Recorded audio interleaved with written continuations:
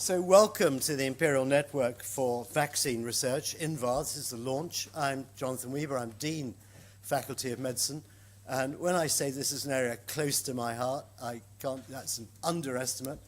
I spent the last 35 years of my career trying desperately to make a vaccine against an intractable infection.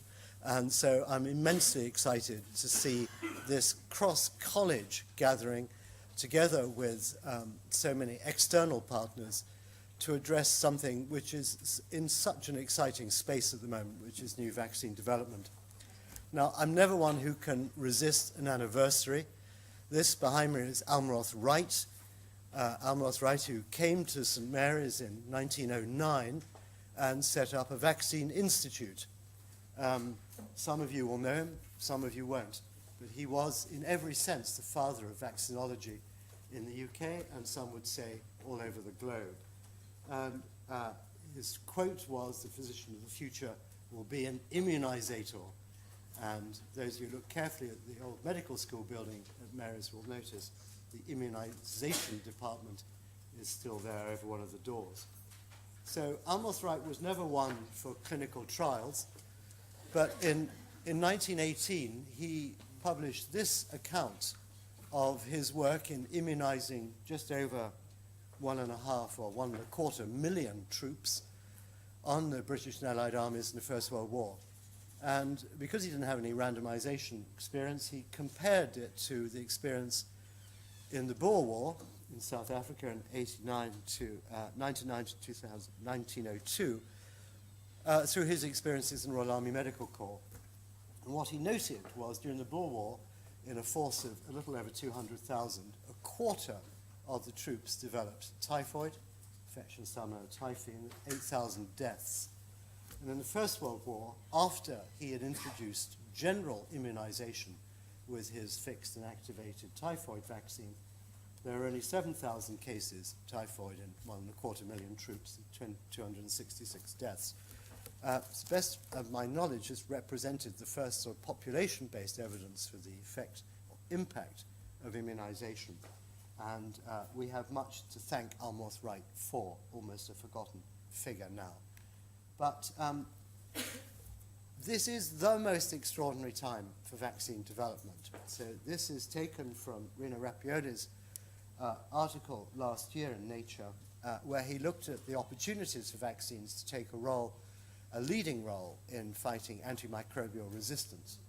And he just noted decade by decade over the last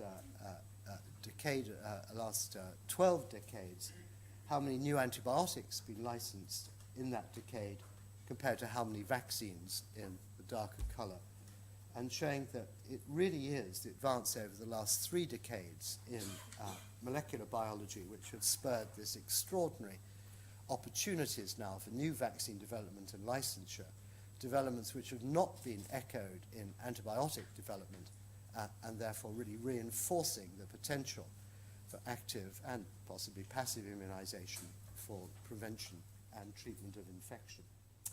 So I think that sets the scene really for my extraordinary enthusiasm in what will come out of today and what will follow it.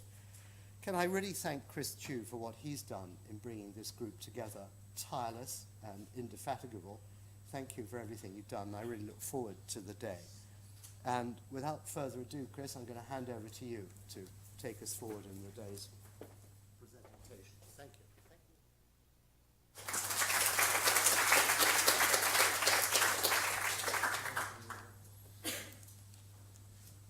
Thank you very much, Jonathan, and thank you, all of you, for coming today and participating in this, what I hope will be a really stimulating and interesting set of events.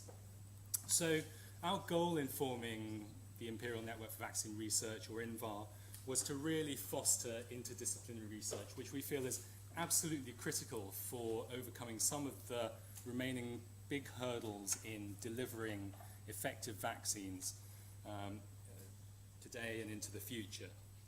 And I think that what we recognized was that Imperial was very strong in multiple areas throughout the development pipeline, and this is sort of drawn out in this schematic.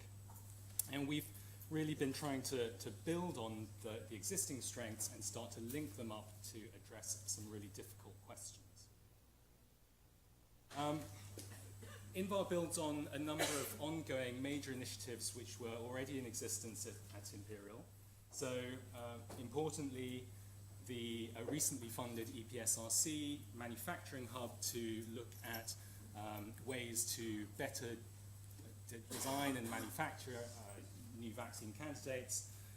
The HIC-Vac network, which is funded by the MRC, which really is pushing forward the use and the dissemination of human infection challenge models in trying to accelerate vaccine development.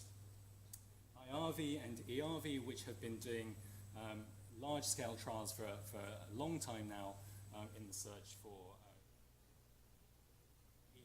Then a more local strength is our strength in clinical research and clinical trials. So the Imperial Clinical Research Facility, which is based over at Hammersmith, where we do our human infection challenge studies, but also a large number of phase 1 vaccine trials are ongoing.